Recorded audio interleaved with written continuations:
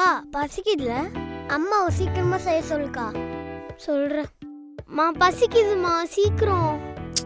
நான் என்ன மிஷினா? செய்ய வேணா? உங்களுக்கு டைமுக்கு சாப்பாடு வேணா ஹாஸ்டல் சேர்த்து விடுறேன், அங்க போங்க.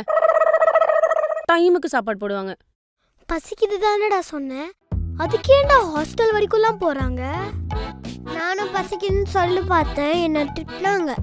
உன்னை திட்டுறாங்களான்னு செக் பண்ணேன். பாரு கொஞ்சம் திட்டுறாங்க. செக் பண்றியா? செக்கு இங்க பாரு. நானும் வலிக்குதான்னு செக் பண்ணேன். நானும் வலிக்குதான்னு செக் பண்ணேன். மா அவன் தான் ஜூஸ் அப்படியே மேல பழிய போட்டான். இப்போ அவன் தான் என்ன திட்டு வாங்க வச்சான். எப்ப பார்த்தாலும் அவனே கொஞ்சிட்டு இருக்கீங்க, அவன் மேல தான் பாசம் இருக்கா. அவன் தான் உங்களோட பையனா, நான் உங்களோட பொண்ணு இல்லையா? ஆமா, நான் உன்னை ஹாஸ்பிட்டல் மாத்தி தூக்கிட்டு வந்துட்டேன். நீ என் பொண்ணே இல்ல, போதுமா? போ போய் தேங்காய் வாங்கிட்டு வா போ. என்னக்கா சோகமா இருக்கியா?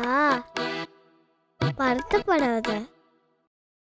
அம்மா மொட்டை மாடல பேசும்போது கேட்டேன், உண்மையாவே ஹாஸ்பிட்டல் இருந்தா தூக்கிட்டு வந்தாங்களா?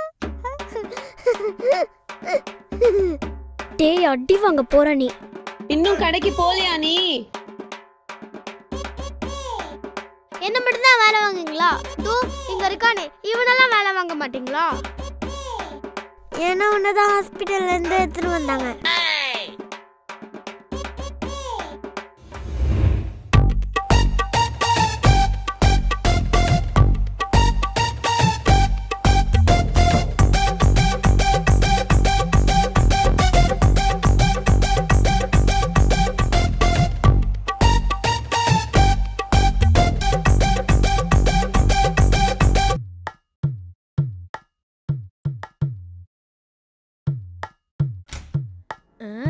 என்னம்மா கதவை திறக்கிறதுக்கு இவ்வளவு நேரமா? தள்ளு தள்ளு ஓ தள்ளு. ஆலியா குட்டி எங்க? ஆலியா செல்லம் பாத்தியா உனக்கு என்னென்னலாம் கொண்டு வந்திருக்கேன்னு. முயல் பொம்மை உனக்கு பிடிக்குமா? இது மான் பொம்மை. ஐயோ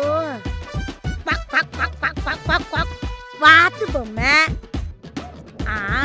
இந்த பொம்மை உனக்கு கண்டிப்பா பிடிக்குமே. வாடியே ஆலியா தங்கம், வாங்க வாங்க வாங்க வாங்க. அப்படிதாண்டி ஆலியா குட்டி. பிடிச்சிருக்கா?